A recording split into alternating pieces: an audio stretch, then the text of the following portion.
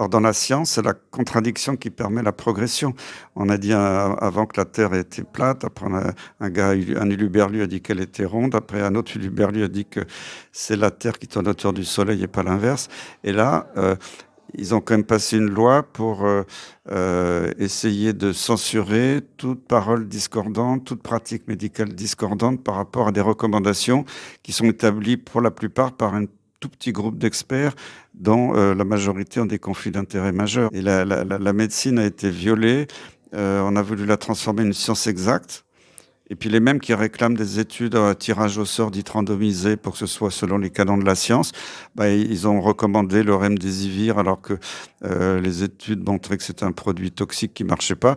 On soigne pas une maladie, on soigne un individu avec son terrain génétique, son passé familial, son passé personnel, ses traumatismes, son alimentation, son mode de vie, son stress, éventuellement des intoxications par des pesticides, des métaux lourds. Il y a pas que une cause dans une maladie. Et même dans le Covid, les gens ont fait des formes graves ou des formes bénignes selon ce terrain, justement.